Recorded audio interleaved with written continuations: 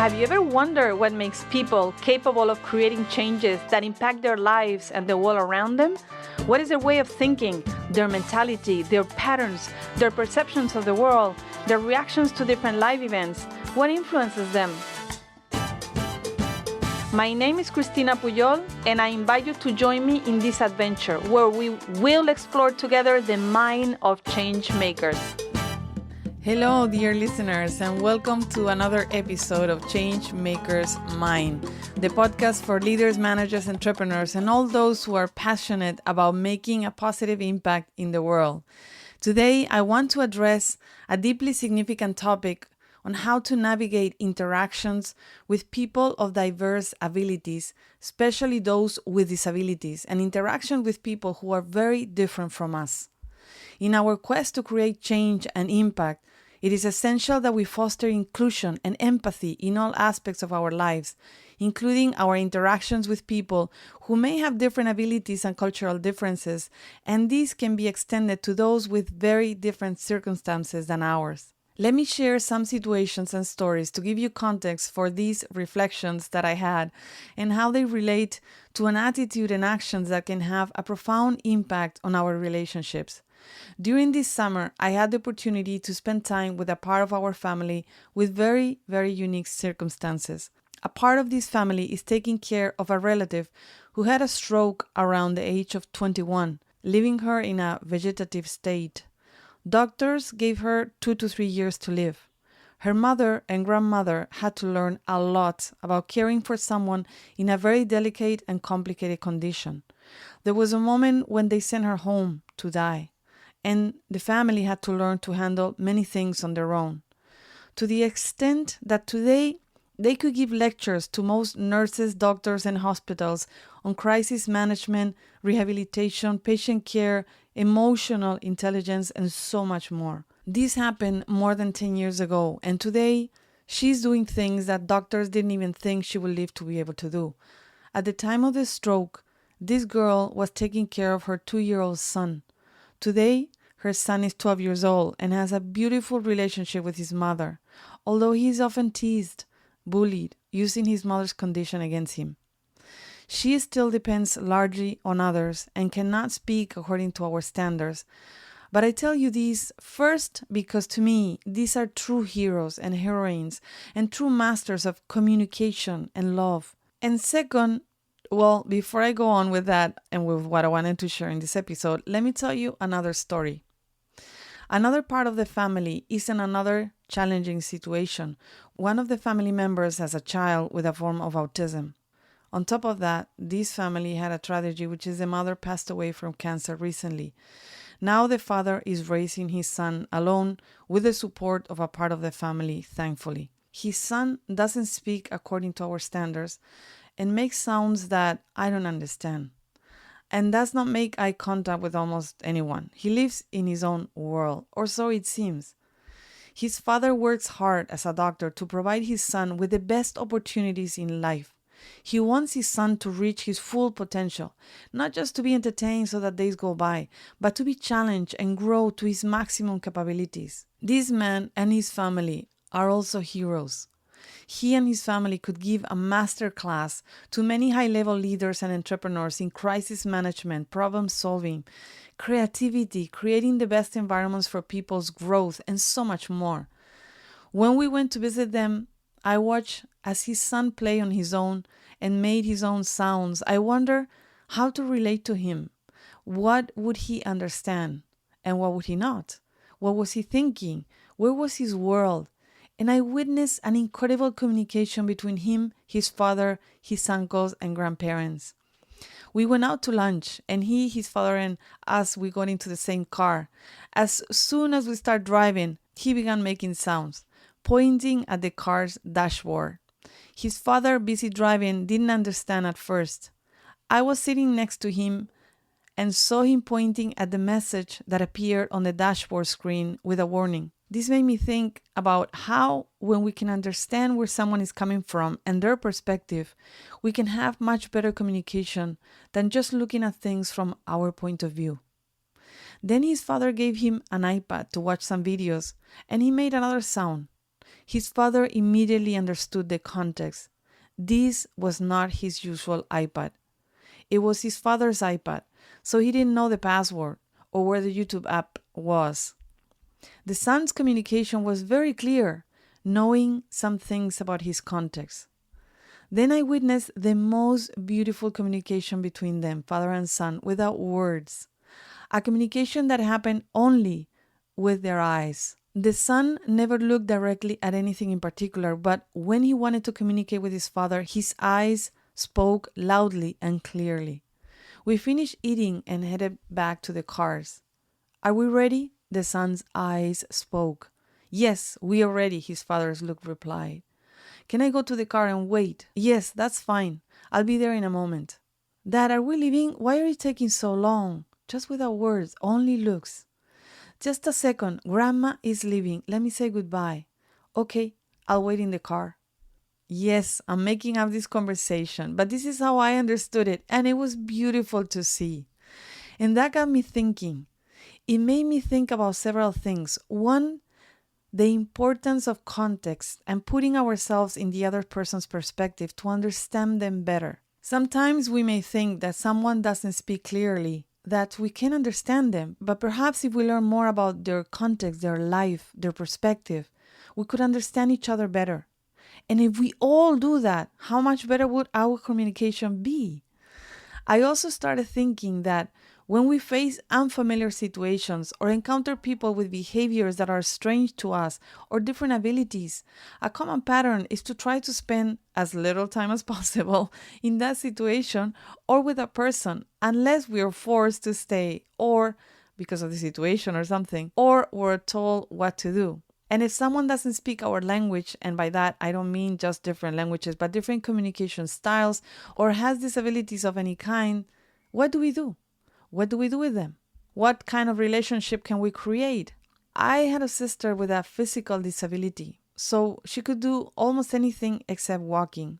And our parents raised us in a way that we did everything together. We went to the beach, camping, biking, traveling, always with my sister, and giving her as much independence as possible, adapting things to her abilities. However, we would encounter once in a while people who would say, "Oh, poor thing, you're sick, you can walk, must be terrible." And my sister, out of nowhere, would reply, "I'm not sick and I can move my arms." She always left us speechless, also to us. I don't know where she got this from, but she always had an answer. It's curious how there is a tendency to focus so much on what's missing and not on the possibilities. And lots of people didn't know how to treat my sister until with her openness, she started teaching them how.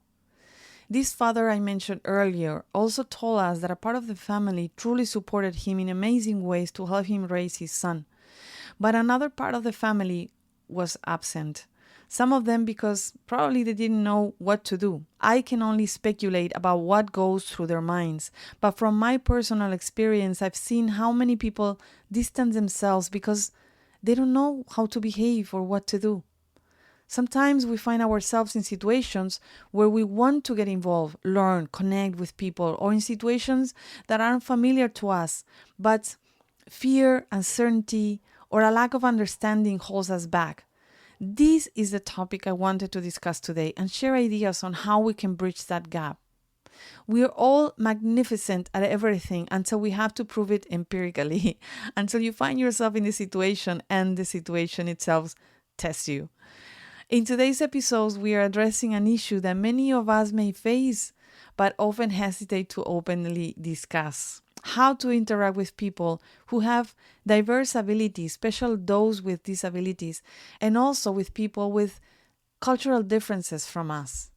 As conscious leaders, managers, and entrepreneurs, our commitment to creating positive change extends to fostering inclusion and understanding in all aspects of life.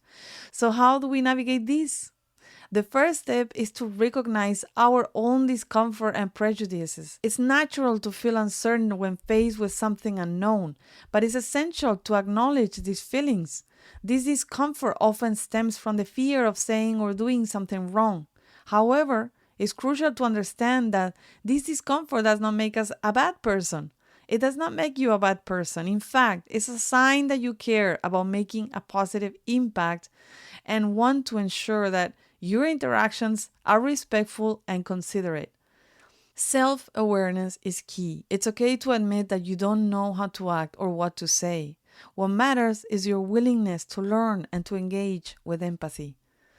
To set the stage, let's first acknowledge the immense power of human connection. As leaders, managers, and entrepreneurs, we understand the importance of building meaningful relationships in both our personal and professional lives. However, when we encounter someone with a disability or who's simply different, we may hesitate, unsure of how to navigate the situation.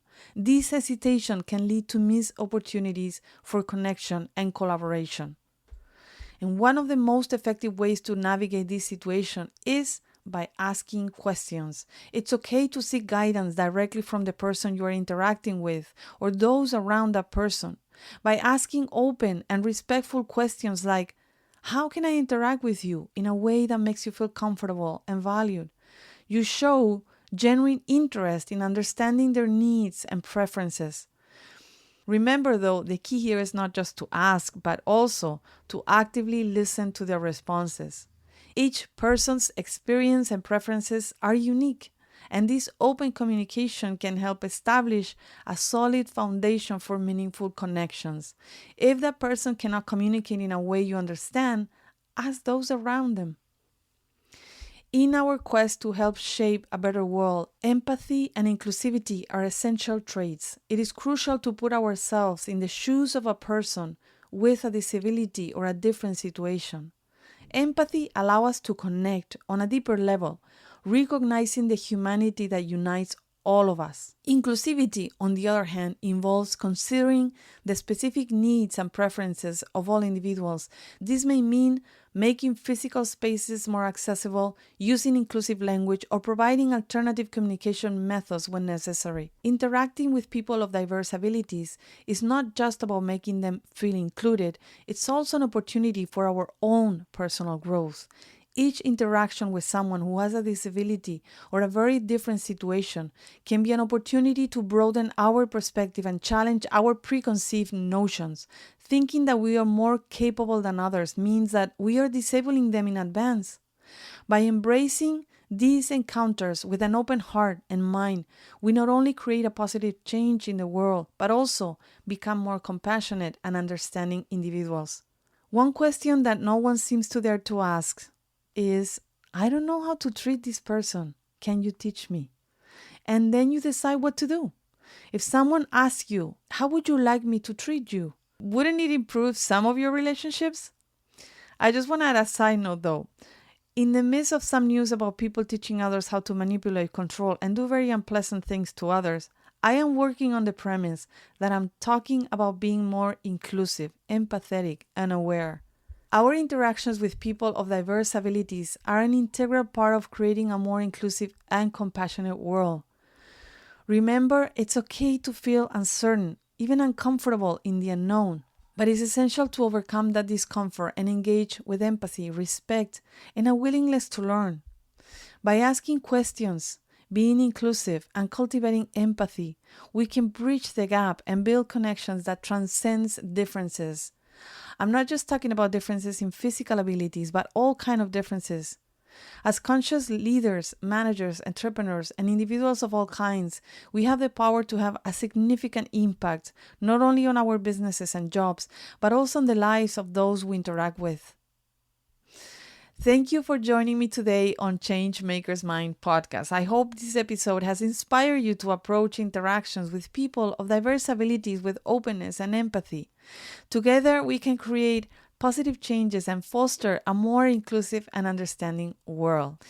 Thank you for being here with me. Thank you for listening to this podcast. It helps us a lot if you subscribe to this podcast on any or all of the platforms. We are on all of them: Apple, Stitcher, Spotify, Deezer, Amazon, Audible. If you want to help us at another level, we have an account at patreon.com/changemakers. If you have any questions, if there are anything that you want us to talk in this podcast, please don't hesitate to connect.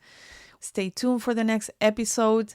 Have a great day, and sending you a huge, huge hug and kisses to you, Change Maker.